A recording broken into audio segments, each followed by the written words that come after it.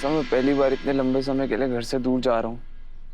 आज से पहले कहीं घूमने भी जाता था तो आप मेरी आरती करती थी, मेरे को तिलक लगाती थी, ना जाने कितनी हिदायतें देती थी कि सोच समझ के खाना, बाहर का पानी मत पीना। बचपन में बोलती थी कोई अनजान व्यक्ति कुछ खाने के लिए दे तो उससे लेना मत। आज कुछ भी नहीं बोलेंगी मासा?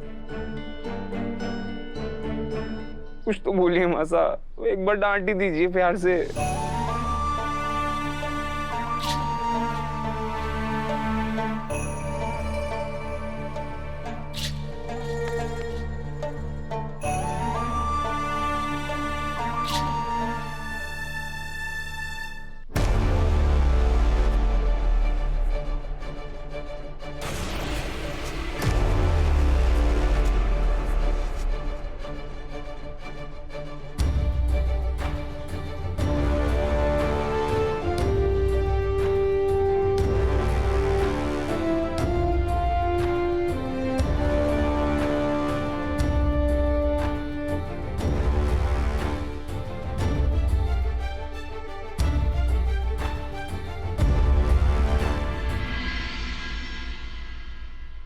मासा का प्यार और आशीर्वाद हमेशा तेरे साथ रहेगा। निकलने का वक्त हो गया।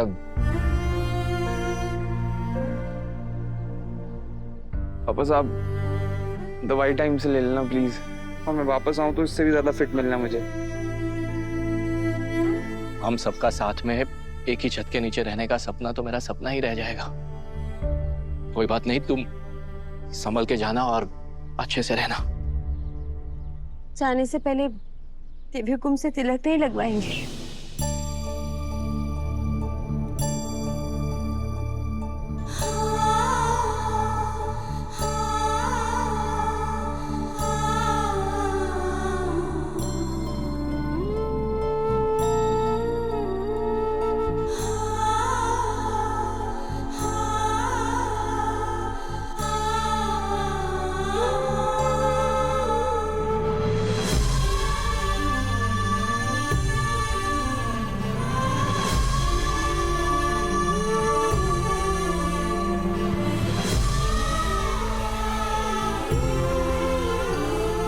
जादूगर, अपना जादू ऐसे ही बिखेरते रहना।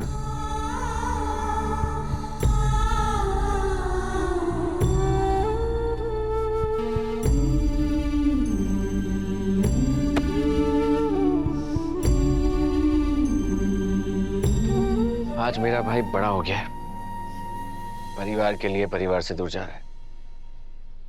तेरे जैसा भाई पाकर मैं निहाल हो गया।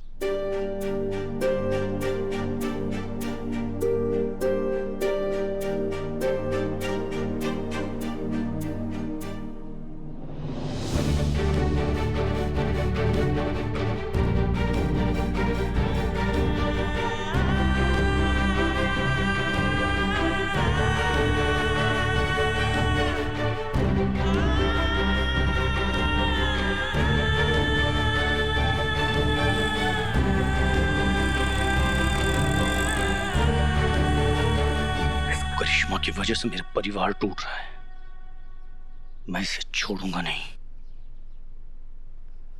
और तो और देव के जिगरे ने इन फकीरों से अपना हिसाब भी मांग लिया है, तभी तो अभी देहरादून जा रहा है ताकि वो के नाम है उसका, समर के कारखाने में काम कर सके और उसका कर्जा उतार सके। इसलिए तो बाहर पूरे परिवार ने रोना धोना मचा रखा है। इस परिवार के तो मैं टुकड़े टुकड़े करके रहूंगी। ये तो बस शुरुआत है। शुरुआत तुमने की है, अंत मैं करूंगा। अब देखना तुम कैसे तुम्हारे टुकड़े टुकड़े करूंगा।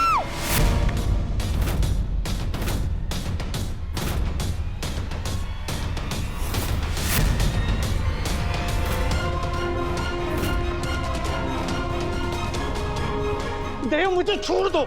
इस औरत की वजह से अभी हमसे दूर चला गया है। ये हम सबको अलग करके हमारे परिवार के टुकड़े टुकड़े करना चाहती है और मैं इसके टुकड़े टुकड़े कर देता हूँ। काकू, काकू, हम कुछ नहीं करेंगे। अब चाकू दीजिए मुझे। काकू, चाकू दीजिए। सारथी वैसे चाकू लेकर जाइए। देव तुम मुझे छोड़ दो। शांत शांत शांत होइए, बैठिए, लंबी लंबी सांस लीजिए। मैं ठीक और पूरे होश में हूँ, लेकिन मैं इस औरत को नहीं झेल सकता। इसे मारकर मुझे फांसी भी हो जाए, खुशी खुशी मर जाऊंगा मैं, पर इसे नहीं छोड़ूंगा। काकू, आप ऐसा कुछ नहीं करेंगे। करिश्मा के गंदे खून से मैं आपको अपने हाथ नहीं रंगने दूंगा। और वैसे भी हमसे ज्यादा ये मासा की गुनहगार है, तो इसको सजा भी वही देगी।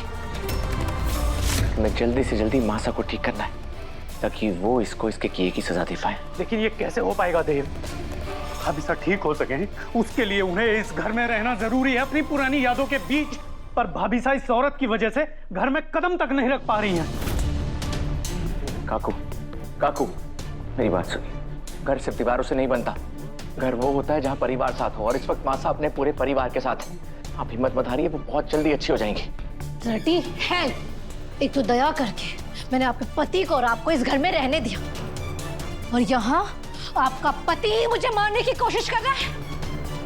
अभी क्या अभी इस घर से निकल जाइए। इतना जुर्म मत कर करिश्मा रानी, मयूर से गलती हो गई, वो दोबारा कभी ना करेंगे, हमें माफ कर दे। अगर गलती से भी ये गलती दोबारा हुई ना, तो जान ले लूंगी तुम दोनों की, समझी?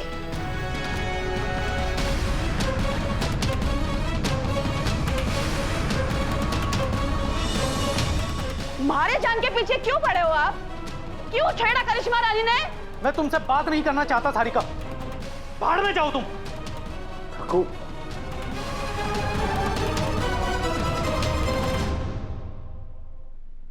अगर भाड़ में करिश्मा रानी हमारा पीछा छोड़ दे तो मैं वहां पर भी चली जाऊं। हाय मेरा राम जी, बचा लीजिए हमारे को। बड़ी मुश्किल से मैंने काकू को रोका है पापा से।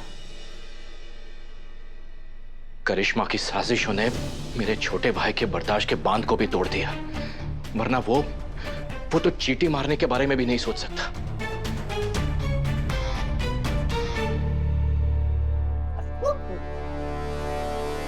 क्या हुआ दादी साहब, मुझसे कोई गलती हुई क्या?